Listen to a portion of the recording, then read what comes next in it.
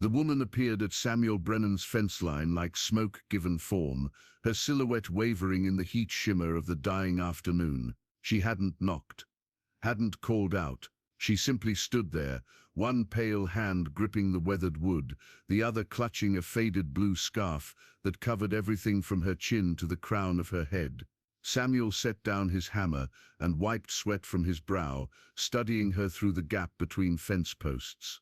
Even from 30 yards away, he could feel something broken radiating from her like heat from sun-baked stone.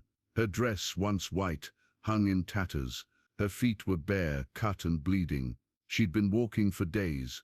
"Mom," his voice carried across the empty space between them. She flinched as if his words were bullets, but didn't run.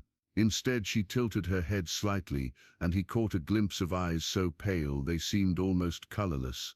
Eyes that held too much knowledge, too much pain. "Please," she whispered, though he barely caught the word on the desert wind. "They're coming." Samuel's hand instinctively moved to the colt at his hip. The last stranger who'd appeared at his ranch had brought news of Apache raids to the south. But this woman didn't look like she was running from Indians. She looked like she was running from something far worse. "Who's coming?" She turned her head toward the town of Perdition, 5 miles east, where smoke from evening cooking fires began to curl into the darkening sky.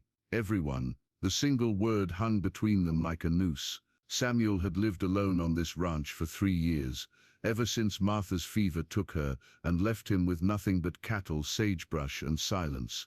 He'd learned to read the desert's moods, to sense trouble before it crested the horizon. This woman brought trouble with her like storm clouds brought lightning. But she also brought something else, something that made his chest tighten with a feeling he'd thought died with his wife. Compassion. "What's your name?" he asked, taking a step closer to the fence. "They call me Cursed Mary." Her voice broke on the words. "And they ain't wrong." In the distance, barely audible over the evening wind, came the sound Samuel had been dreading. Hoofbeats. Multiple riders moving fast, raising dust clouds that caught the last light like golden blood. They'd found her. Section 2. Moral decision. Samuel's jaw tightened as he counted the dust clouds. 6 riders, maybe 7, pushing their horses hard. In a town like Perdition, that meant either a posse or a lynch mob. The way this woman trembled against his fence, he suspected the latter. "What did you do?" he asked, though something in her broken posture told him she was more victim than criminal. "I was born." The words came out flat, hollow. "My mama died bringing me into this world, and folks say I brought the devil with me." She touched the scarf with shaking fingers. "They ain't seen nothing yet to change their minds." Samuel had heard whispers in town, stories of a woman who lived in the ruins of the old mission, who never showed her face, who brought misfortune to anyone who crossed her path. Crops failing, cattle dying, children taking sick, the kind of superstitious nonsense that festered in isolated places where fear had more power than sense. But standing here, watching her shoulders shake with exhaustion and terror, he saw something the townspeople had missed. She wasn't cursed. She was hunted. "Please," she was hunted. "Please," she whispered again. "I won't bring trouble to your door. Just let me rest in your barn until they pass. Then I'll move on." The hoof beats grew louder. Samuel could make out individual horses now, could see the riders cresting the ridge that separated his land from the town. At the front rode Mayor Hutchins, his face red with righteous fury. Behind him came the banker, the preacher, the blacksmith, and 3 other men Samuel recognized from the saloon. Good Christian folk, every one of them, riding out to destroy a woman whose only crime was being different. "Get inside," Samuel said, opening the gate. "You don't understand. I understand plenty." He took her arm gently, feeling how thin she was beneath the torn fabric. "I understand you're hurt and scared, and those men coming over that hill ain't interested in justice. That's enough for me." She looked up at him then, and he caught another glimpse of those strange pale eyes. There was surprise there, and something that might have been hope. "They'll turn on you too," she warned. "Anyone who helps me, let me worry about that." He led her toward the house, but she pulled back, shaking her head. "The barn, please. I can't. People shouldn't be close to me when the sun goes down." Before he could ask what she meant, the riders topped the rise and spotted them. A shout went up, Mayor Hutchins' voice, thick with authority and anger. "Samuel Brennan, step away from that woman." The decision crystallized in Samuel's mind like ice forming on winter water. He could hand her over, go back to his quiet life, his empty house, his slow march toward the grave. Or he could remember what it felt like to protect something precious. He chose protection. Section 3.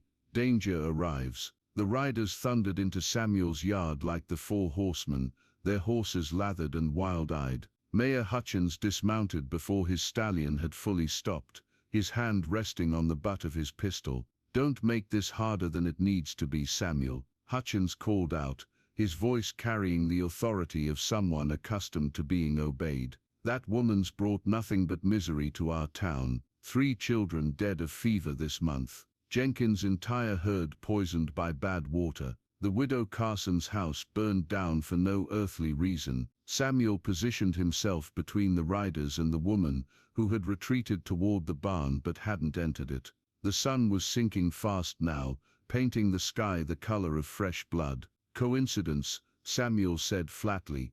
"Disease and accidents happen. Don't make them into something they ain't." "Coincidence." Preacher Morrison dismounted next, his black coat dusty from the ride. "That woman's the spawn of darkness itself. Look at her, Samuel. Really look. She won't show her face because she can't. The devil marked her from birth." Behind Samuel, he heard the woman's sharp intake of breath. He half turned and saw her backing further toward the barn, one hand pressed against the scarf as if afraid it might slip. "I've looked," Samuel said quietly.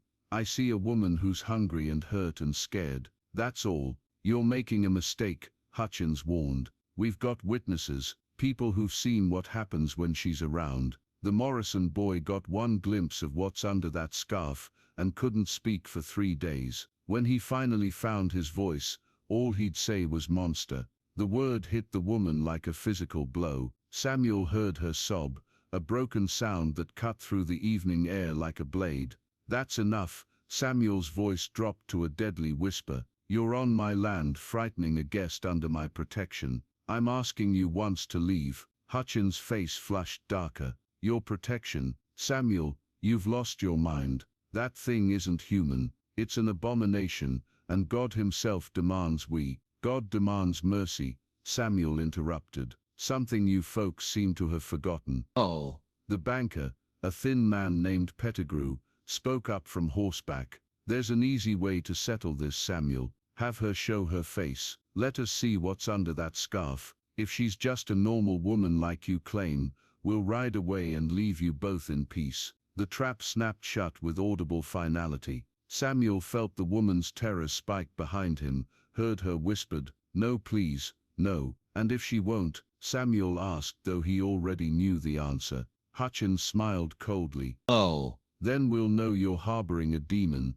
and we'll do what needs doing." The sun touched the horizon, bleeding orange light across the desert. In minutes, it would be full dark. Samuel could feel the woman's presence behind him like a gathering storm, could sense something building in the air around them. Oh. Whatever was under that scarf, whatever had marked her as different, was about to be revealed whether she wanted it or not. Section 4. Human Connection. "Give us 5 minutes, Samuel said, his voice steady despite the chaos brewing in his chest. "Let me talk to her." Hutchins consulted his pocket watch, the gold catching the last light. 5 minutes, then we see what we came to see." Samuel turned and walked toward the woman, who had backed all the way to the barn door. Up close, he could see she was trembling so violently her teeth chattered. "They'll kill me," she whispered. "Or worse, they'll lock me away like I'm some kind of animal." "What's under the scarf, Mary?"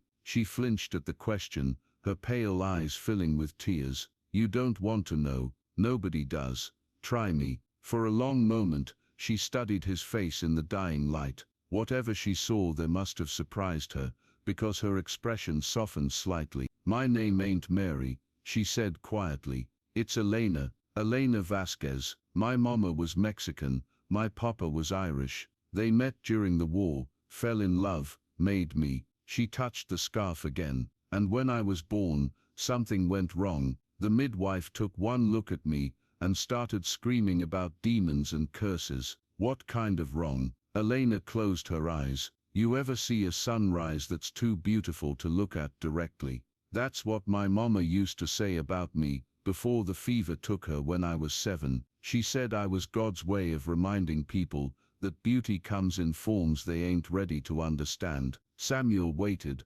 sensing there was more. My skin, she whispered.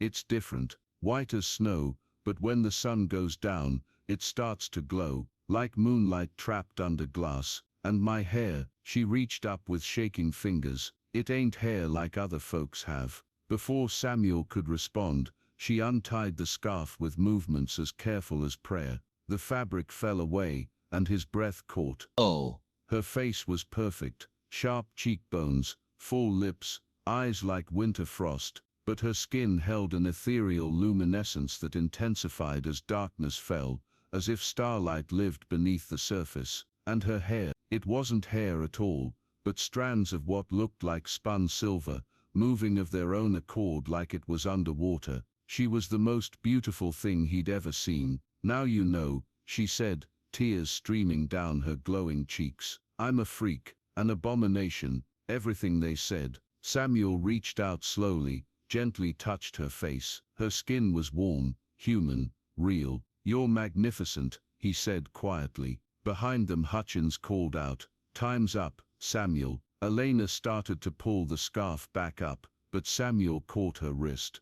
Don't, he said, don't hide anymore. Oh. Let them see, he said firmly. Let them see what real angels look like. Section 5, Full Resolution plus Epilogue. Samuel took Elena's hand and led her back toward the waiting men. In the gathering darkness, her luminescent skin cast a soft silver glow that made the horses shift nervously. Her hair caught the breeze, moving like liquid mercury in slow motion. The effect on the townspeople was immediate and profound. Hutchins stumbled backward, his mouth falling open. Preacher Morrison dropped to his knees, his hands clasped in prayer. The other men sat frozen in their saddles, staring at something that challenged everything they thought they knew about the nature of beauty and divine creation. Sweet Jesus, the banker whispered. She's glowing. Like an angel, Morrison breathed. Dear God, what have we done? Elena stood straight despite her fear, her chin raised with quiet dignity. I never hurt nobody, she said, her voice carrying clearly in the desert stillness.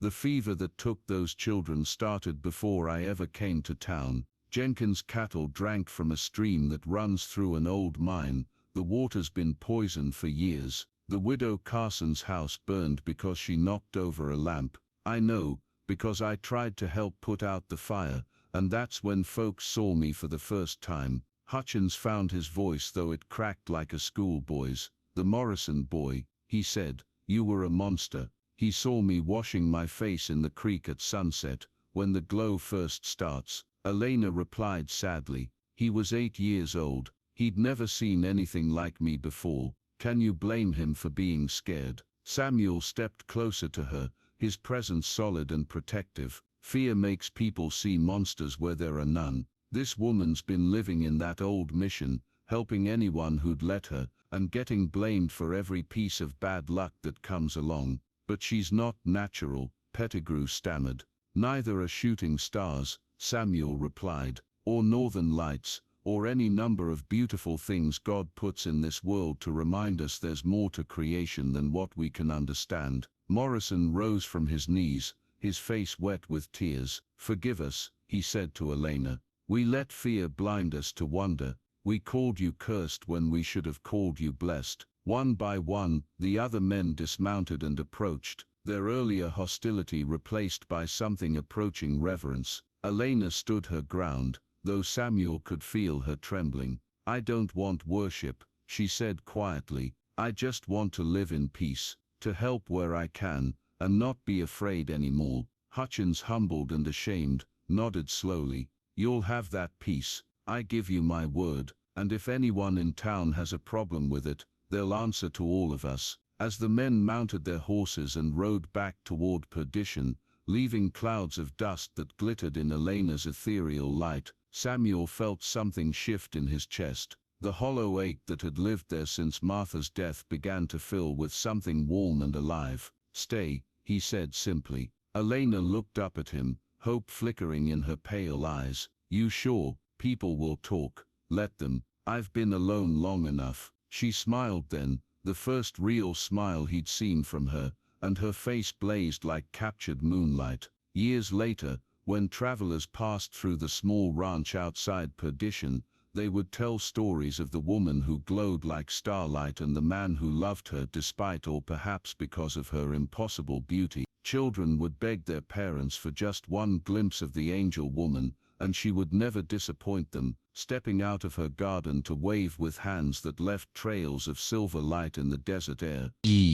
The town learned, slowly but surely, that true curses aren't physical marks or strange appearances. True curses are the fears we carry in our hearts, the prejudices that blind us to wonder, and the loneliness we inflict on ourselves when we choose hatred over hope. And in the little ranch house where love conquered fear, Elena and Samuel would sit on their porch each evening, watching the sun set over land that had finally learned to see beauty in all its forms. Her luminescent presence, a reminder that some gifts from heaven are simply too precious to hide.